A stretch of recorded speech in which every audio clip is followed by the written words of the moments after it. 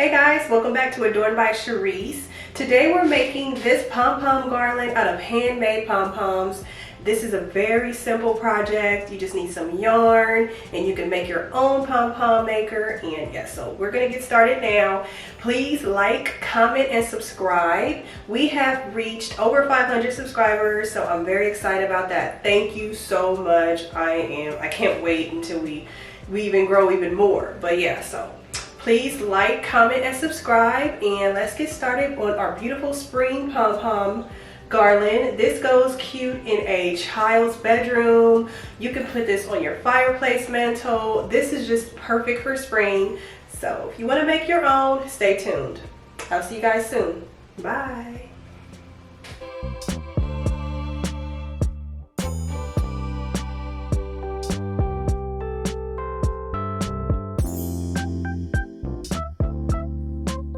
Hey guys, welcome back to Adorned by Cherice. Today we are making an adorable garland made with pom-poms, handmade pom-poms, which makes it extra special. And here is the yarn that you'll need. I picked these up from Hobby Lobby and Michael's. You can use these pom-pom garlands in your children's room. You can use them to decorate your mantle. You can put them in a room just to warm it up. So this is going to be the perfect video for spring decor and to add some warmth to your home, because the winter is going to be going soon and spring is coming up. So I picked these pretty colors because I felt they represented spring pretty well. Some other items you will need for this project are a ruler or a measuring tape, and this is just to measure out your garland string and also the pom-pom string to tie your pom-poms. You will also need a loom tool, or no, you don't need this one specifically. You need a pom-pom maker, and there are ways you can make your own, and they just look that up on YouTube because they have a lot of tutorials so that you can make your own pom-pom maker. I have these wooden balls that I got from Amazon, and I wanted to add those to my garland. That is optional. I have my fabric scissors. You'll need a good pair of scissors because you'll be cutting a lot because you're trimming your pom-poms. And this darning needle is to make sure you can get your thread through your pom-pom because a small needle is just too tiny. And I have the string. One is for tying my pom-poms, and the beige is going to be used for my garland. And some people actually use yarn to tie their pom-poms, but I learned that if you use a strong string that your pom-poms will stay together better, and you'll see when I'm making it what I mean. But yeah, the first thing you want to do is measure out 24 inches of string, and this string is going to be used to tie your pom-poms together. And so I'm going to cut a few pieces so that when I have my pom-poms ready to tie, I'll have all of my string ready to go. And just in case you were wondering, everything that I'm using in this video, I will be linking down in the description. So if you want to purchase a good pair of fabric scissors, or if you're looking for some or anything, I will be sure to link that down in the description.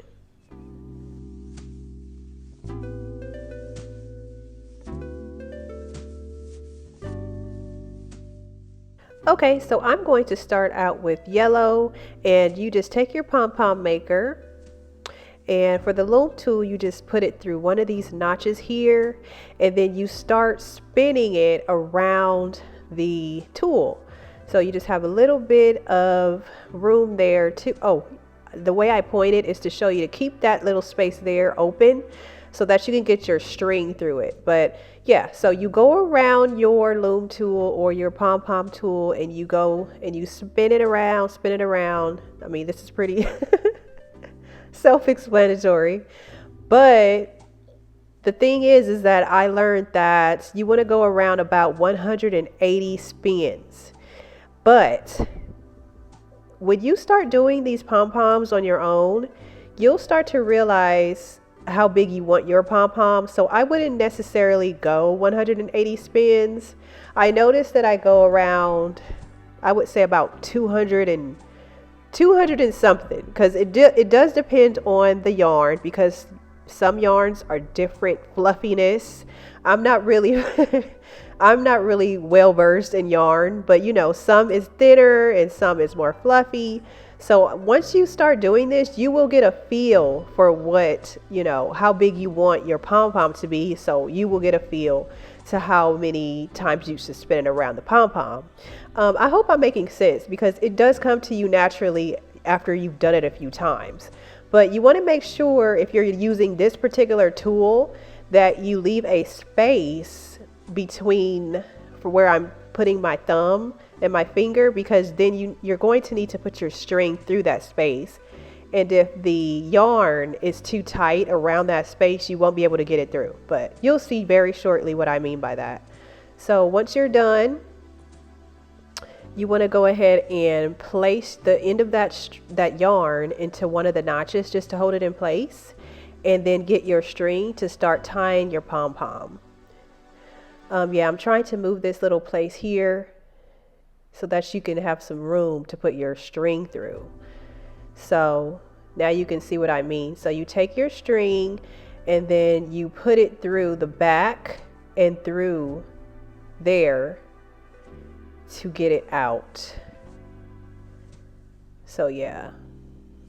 A quick note, I want to apologize in advance if I sound stuffy or weird or breathing weird. It's because I have allergies, and that's the beauty of spring. Sometimes you get allergies. But okay, so when you put your string through there, you want to make sure that the back is centered, because that will be the center of your pom-pom. So turn it around, make sure that's in the center, and then you want to go ahead and tie a tight knot. Well, actually not too tight, because this knot is just to keep the threads together, the yarn threads together, until you can get it off of the pom-pom maker. So we will see that process very shortly. Yeah, I am not the greatest knot tire, I learned, but you will get used to it. You will find your own groove once you start doing it, because of course with everything it takes practice. So you got to try to get that pom-pom off of that loom maker like I just did, and then you'll tie another string to make it tighter, because the tighter that this thread in the middle is, the more your pom-poms will be, be stronger. So I try to get it and tie it on each side, turn it around, make another knot. Yeah, so just try to do your tightest knot you can so that your pom-pom will be strong.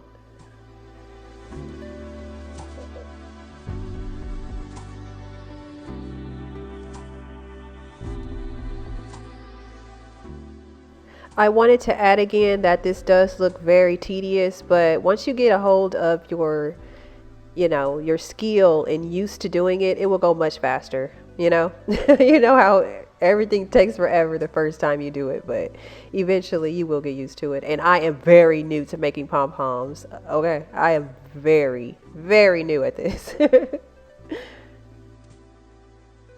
Yay. Okay, I feel like the hardest part is over. So what you want to do now is cut your string. You don't want to cut it too short because you don't want it to get a chance to like shimmy down, but cut it short enough to where it doesn't show through, So yeah, so we're going to go ahead and start to cut our pom-pom. This is the fun part. This is a therapeutic part. You can zone out.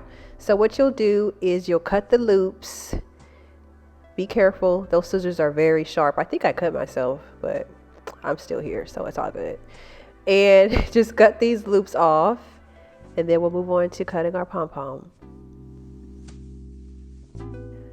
This is why you will need a really good pair of scissors, because if you're sitting there trying to struggle through the yarn, you will give up and you will say, this is not for me. Pom-poms suck and I don't want to do this anymore. No. Just make sure your scissors are very strong. And so now we're going to get to the part to where we're trimming our pom-pom. Yeah, you can fluff it out just to make sure all the loops are there. But honestly, if you miss some loops, that's fine, because you'll eventually see them once you're trimming your pom-pom. So it's not really a big deal. Now I'm just going to grab my pom-pom trim guide. And first things first is this pom-pom trim guide will not give you the result that you need finally. This is just a guide to for your eyes to see, okay, this is about how big I want my pom pom to be. And then once you're done with that, you put that to the side, and then you just use your eyes and your hands and your natural instincts to to trim your pom pom. This is just a guide. It will not give you the final result that you're looking for. When I first bought this, I thought that was why, and I don't regret purchasing it. It's just that I just thought, oh, okay, this is going to give me what I want. This is going to give me the perfect. No, that's not how this works. So yeah, just make sure you get it to aware, about how you want it to be to get you started. And then you start trimming your pom pom like freely. You let that pom pom trim guide go, and then you start trimming your pom pom freely.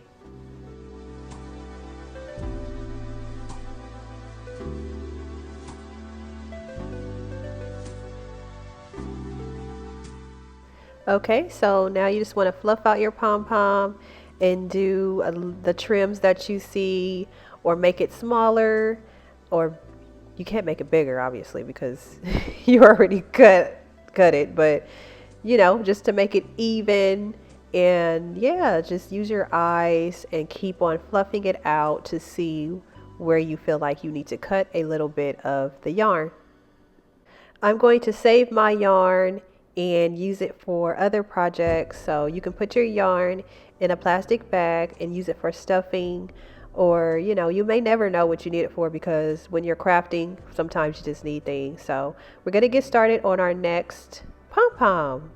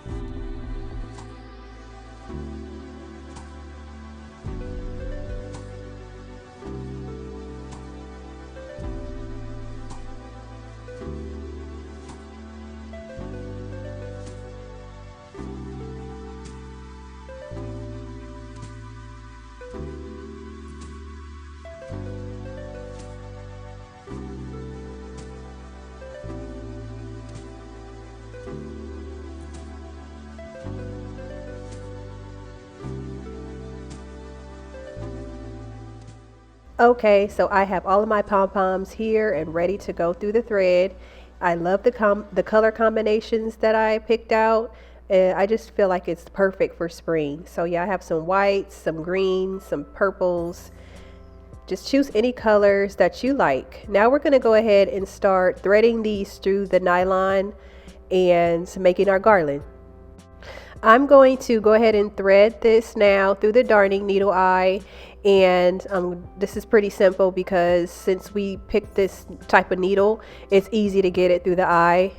And yeah, so I'm gonna make mine 72 inches. You can make yours any length you would like, and also make sure that if you are going to be tying knots like I am, I have to tie knots to keep my wooden balls on.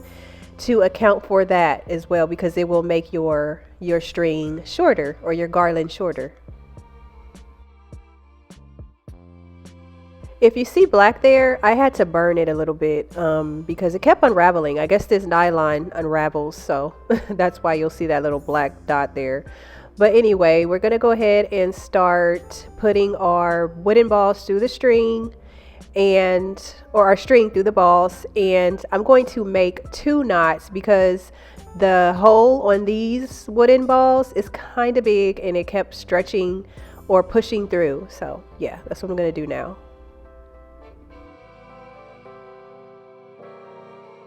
Okay, so I'm grabbing my first pom-pom and I'm going to feel the middle of the pom-pom to see where those other yarn threads are going through that tight knot in the middle, and I'm pushing my needle through right through the middle where the other yarn fibers are, and that worked pretty well for me because it's right through the middle of the knot. If you feel that there's a better method, please leave a comment below and let me know so that I can try that as well, because I want my pom-poms to be very strong and secure. And yeah, so I'm just going to go ahead and redo the process again, or repeat the process until I'm all done with my garland. When you make yours, be sure to map out a plan and then follow through that way so that you're not like fumbling around and trying to figure out how you want yours to look ahead of time, because that happened to me.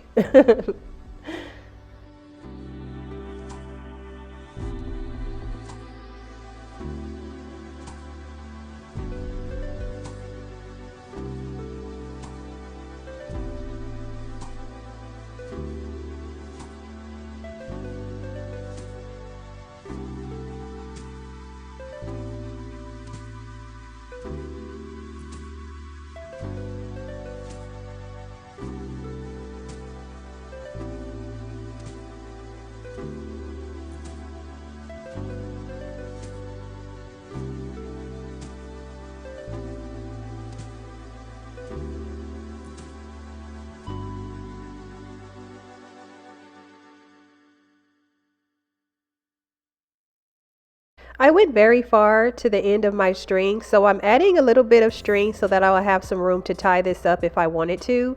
I just took a little bit of my nylon thread and tied it in a knot over one of the knots at the end, and so it will give me some space to hang it on, like, or tie it around like a nail or something if I want to put it on the wall.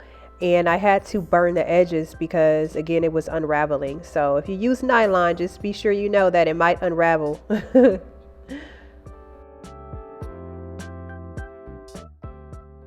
All right, so we're all done, and I made 24 pom-poms, but I only used 19, and that's just due to me cutting the string too short, and I used the balls and I was tying knots, so it made my string a little bit shorter, but that's fine. I'll just learn how to measure better next time.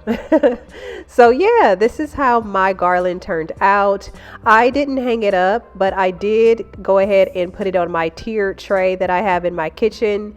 I have some decor in there that I'm working on for spring, and so I put it here, and I just think it's beautiful. I love it so much, and it's even more special because it's handmade. If you would like me to make you one, let me know.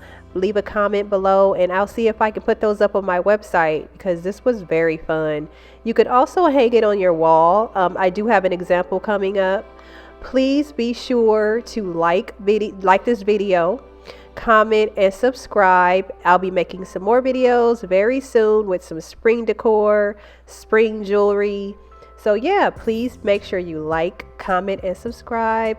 I'll see you in the comments, and I'll link everything below down in the comments, and let me know if you have any questions down in the comments. Okay, bye.